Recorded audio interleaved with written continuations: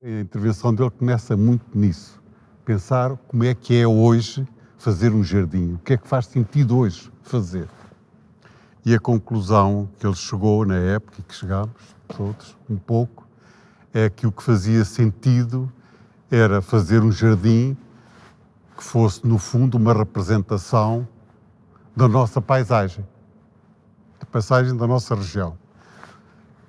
Isso levou a uma questão e um problema para ele próprio, que era a nossa paisagem. E o que é a nossa paisagem? Esse foi o grande problema. E a nossa paisagem, com a introdução de espécies exóticas, maioritárias no território, há uma alteração completa. Nós não tínhamos memória de como é que era a nossa paisagem. E a questão fundamental dele no princípio era perceber como é que era a nossa paisagem e como conseguir isso, saber isso. No caso dele, veio a descobrir através da obra de um leiriense, do Rodrigues Lobo. Daí a primeira proposta de jardim dele é um jardim segundo Rodrigues Lobo. Ele, depois disso feito, chega-se à conclusão que, na realidade, no fundo, aquilo era o plano de plantação do jardim, não é? Aquilo seria a base da plantação de jardim. No fundo, era tentar criar aqui neste território, no fundo, uma encenação do que foi no passado e o que deveria voltar a ser a nossa paisagem, não é?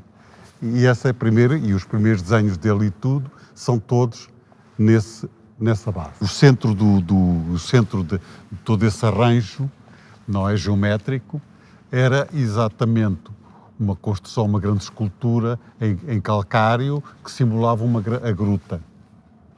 Porque é a tal história da Serra de Aire e Candeeiros na nossa paisagem, a importância que ela tinha para a cidade, não é? Para si, para Lisboa, o caminho para Lisboa, naquela altura do Rodrigues Lobo, ia-se pela Batalha, subia-se a serra e descia-se para Vila Nova da Barquinha, apanhava-se o barco e ia-se para Lisboa. Este era o percurso. E, portanto, a praia não tinha a importância, o litoral não tinha a importância que tem hoje. A ligação da cidade era a Serra de Aire e Candeeiros. Isso foi muito alterado.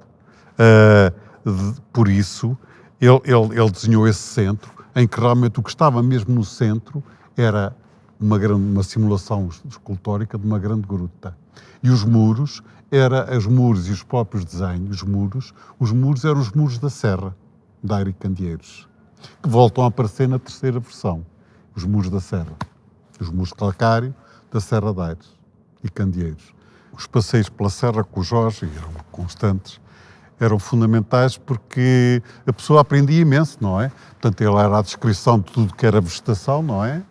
Percebermos o que era, não é? Desde as árvores, não é? Até algumas árvores importantes, as grandes azinheiras e coisas assim, que ainda existem algumas, e outras, até o simples, a explicação das herbáceas todas, não é? O que é isto, o que é aquilo. Portanto, isso era uma coisa que eu lembrava-me sempre, e ele falava nisso, o meu avô sabia essas coisas, mas nós já não sabemos. Portanto, isso era uma coisa que tinha a ver com uma cultura do mundo rural, que ele também estava a dizer, que era o mundo rural que a nossa geração estava a assistir ao seu fim. E estava, portanto, a partir da nossa geração, da geração dele, o conhecimento passava a ser todo ele académico, não é? Porque esse mundo rural estava pura e simplesmente a desaparecer.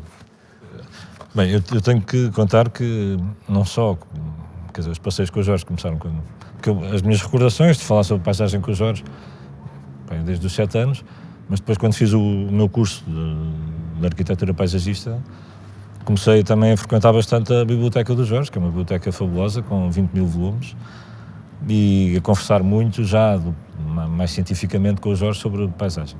E, portanto, às tantas, formámos quase uma espécie de equipa de investigação, em que íamos adquirindo livros, íamos vendo documentários, íamos visitando jardins, fazendo viagens e, portanto, sempre trocando informação sobre isso. E recordo-me de uma imagem que usamos, que é esta, sobre sobre essa separação entre o homem, quer dizer, contemporâneo entre o homem e a natureza, não é? E a verdadeira realidade que o homem, quer dizer, seja para construir cidade, seja para construir agricultura, seja para obter materiais ou segurança, terá sempre que cultivar a paisagem, não é? Portanto, essa ideia do não cultivar a paisagem é uma ideia de paraíso, e é a ideia que está subjacente ao Rodrigues Lobo e às bucólicas do Virgílio, não é? Que é a origem do Rodrigues Lobo. Tenho aqui um quadro, uma pintura feita pelo Jorge, que aproveitei para a capa do meu trabalho final da licenciatura no Instituto de Agronomia, em que é uma espécie de uma crítica, de uma denúncia que ele faz a esta musealização da paisagem, portanto, esta separação, esta retirada do homem da paisagem, em que depois a paisagem fica num parque natural, aliás o quadro chama-se Parque Natural, em que depois a paisagem fica ali nas prateleiras, fica uma árvore na prateleira, fica os rebanhos noutra prateleira, as ribeiras noutra prateleira, e pronto, aquilo é assim uma coisa para se ver ao fim de semana e não tem nenhuma participação na nossa vida, não é? Portanto, isso é uma denúncia desse erro. O Jorge tem uma engraçada, nós ainda não falamos, é que a pintura é sempre uma coisa central no Jorge. Que era a história porque a ideia que ele tem da pintura não é o que hoje a maioria das pessoas pensam que é pintura, ou pintor. Aliás, ele, quando se perguntava qual era a profissão, ele dizia claramente: sou pintor.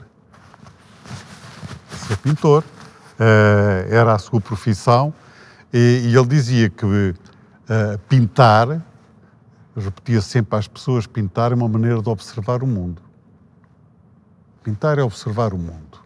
E, portanto, todas estas coisas são observações que ele faz ao longo da vida para a pintura, para o pintor, como pintor. Ele vê sempre as coisas como pintor, isso claramente. E o seu interesse até pela história e pelos cogumelos e pela sistemática, vem através da sistemática. Daí o grande gosto dele das naturezas mortas, que eu aprendi a gostar com ele. Até embirrava um bocado com as naturezas mortas, sou sincero. Pensava que era uma pintura menor, e ele é que me explicou que nada disso. Na realidade, as naturezas mortas foram uma das primeiras grandes transgressões da pintura, dos pintores, que só podiam pintar cenas bíblicas, não é? Com alguma mitologia grega, coisas assim. E a primeira vez, imaginou só o que é pintar um fruteiro. Isto é uma coisa absolutamente escandalosa, não é? E ter interesse em pintar um pêssego, uma maçã ou qualquer coisa, não é? Portanto, é a pintura pela pintura. Claramente pela pintura. E o Jorge, todos os temas e observações, ele tinha sempre era sempre a visão de um pintor. Visto que ele tinha um pouca aversão em publicar. Ou seja, as coisas. Ele tem montes de caderninhos, espero que um dia sejam publicados, montes de livrinhos, montes de textos, porque ele escrevia também muito bem. Escrevia lindamente e com muita clareza e muito bem. Muito humor, sentido de humor. Escrevia muito bem. Isto é uma pena, mas para ele o interesse era o processo. Quer dizer, ele interessava-se por um determinado assunto e esgotava-o. E depois passava para outro. Não é? Era o que fazia sempre. E os livros, ou as coisas que ele queria publicar, o célebre livro sobre os cogumelos, também tinha aquele problema que a obra nunca estava pronta.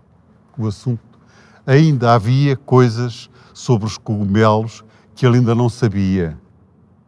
Não é? Portanto, não fazia muito sentido, sem saber realmente esgotar o tema, publicar um livro sobre aquele tema. Era muito isso.